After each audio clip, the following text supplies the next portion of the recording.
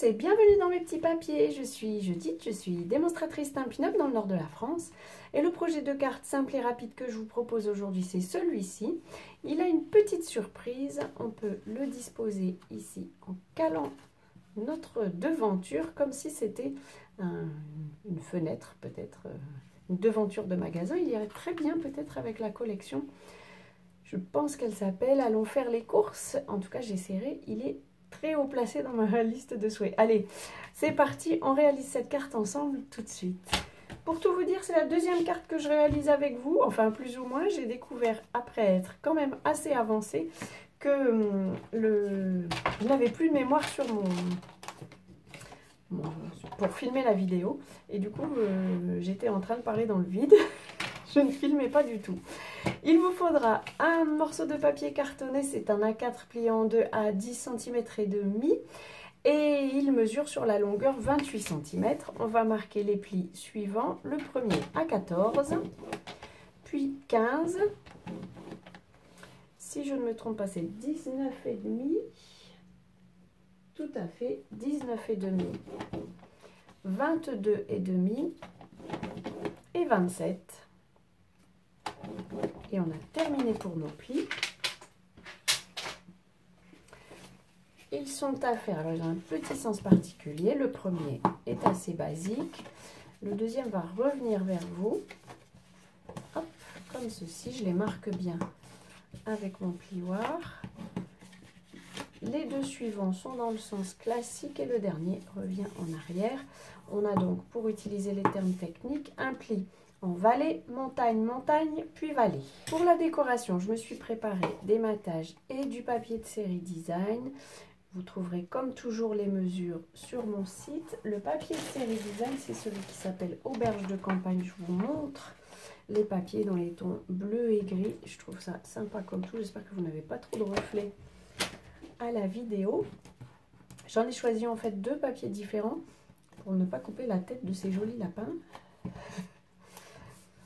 Donc le deuxième ne vient pas de la même feuille. Voilà. Et puis j'ai un morceau de blanc aussi. Est-ce que c'est le bon? Oui, c'est celui-ci. Qu'on va pouvoir tamponner avec le set de tampons Cercle Amical que je vous présente tout de suite. Voilà. Et qu'on va mettre en couleur. J'ai choisi ce joli cupcake que je vais tamponner en gris souris, pas trop bas. Hop. Un souhait qui dit youpi, comme j'avais fait sur la version déjà filmée, enfin pas filmée mais présentée en tout cas. On va les mettre en couleur. Alors puisqu'on est dans les tons bleus, j'ai pris des blends béguin bleu, c'est la même couleur que le papier cartonné que j'ai choisi. Alors mes feutres par contre, je pense que je vais prendre, allons donc, la mine plus fine, mais mon feutre béguin bleu, c'est une couleur que j'aime beaucoup et que j'utilise très souvent. Et du coup, elle commence à s'user. Alors, je la colorie vraiment, c'est vraiment un coloriage simple.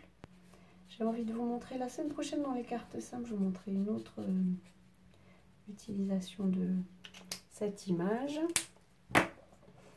Et puis, juste comme ça, je passe sur les traits.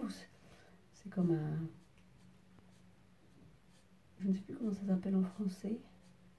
Un petit, vous savez, le petit papier qui entoure les cupcakes. Donc les plis qu'on voit là. Le petit papier qui entoure les cupcakes. Oui, le petit papier qui entoure les cupcakes. Bonjour, j'ai choisi une ancienne couleur, hein, c'est cidre à la cannelle. J'étais convaincue que j'avais pris une couleur de... Vous savez, les Stampin' Blends qui permettent de faire les couleurs de peau. Et pas du tout. J'ai visiblement gardé une ancienne couleur. J'aimais beaucoup cidre à la cannelle. Mais peut-être bien qu'une des couleurs du nouveau catalogue me plaira bien. Mais j'ai pas encore acheté le feutre. Je crois que c'est Chamotte Cuivrée. Le nom de cette nouvelle couleur. Dites-moi d'ailleurs, qu'est-ce que vous en pensez des nouvelles couleurs? C'est quoi votre nouvelle couleur favorite? Moi j'aime les Incolors m'ont moins tapé dans l'œil que les nouvelles couleurs que vraiment j'aime beaucoup. Alors là, pour donner un peu de profondeur à ma crème au beurre, je vais mettre comme ça des petits traits un peu plus profonds aux endroits, en fait aux endroits qui ont été marqués par le dessinateur. Et puis un peu ici, parce que ça va montrer qu'il y a une ombre. Voilà, notre petite illustration est mise en couleur. Je vais pouvoir la poser sur son matage.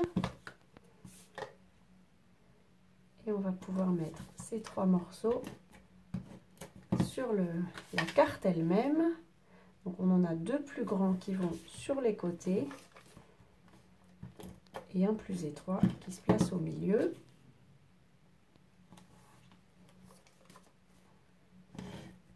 Voilà.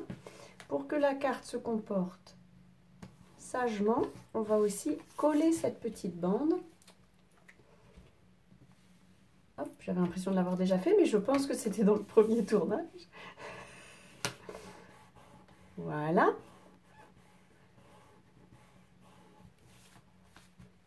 On va aussi, mon Dieu, ça je ne l'ai pas préparé, je vais le faire avec vous.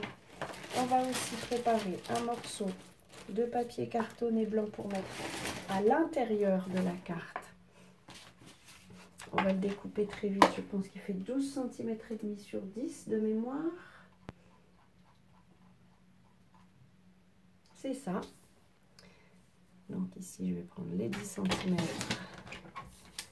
et là, les 12,5. Hop.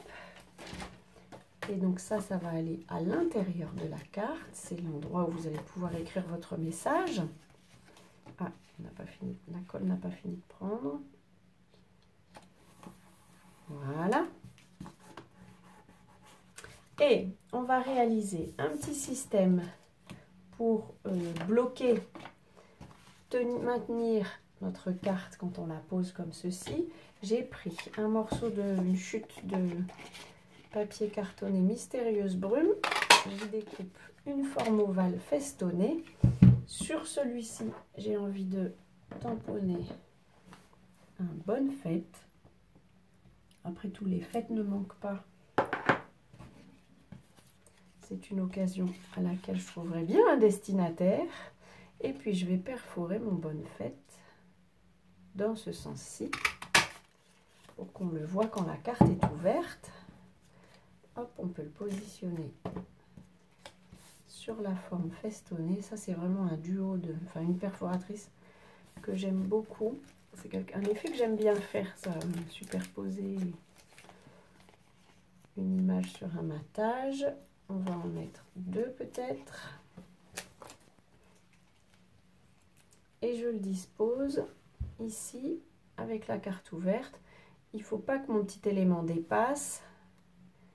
Mais en même temps, je le mets bien au bord pour que la carte ait la place de se mettre. Et on obtient comme ceci une carte qui dit youpi et bonne fête. Voilà, je trouve l'idée assez sympa. C'est une idée, je ne vous l'ai pas dit, mais que j'ai piqué à Elizabeth Shannon, mais que j'ai largement adapté cette fois-ci. J'ai pas seulement changé les mesures, j'ai changé aussi la façon d'assembler la carte.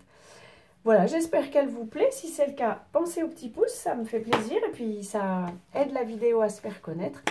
Je vous souhaite avant notre prochaine rencontre de passer de belles journées créatives et bien entendu, je vous embrasse.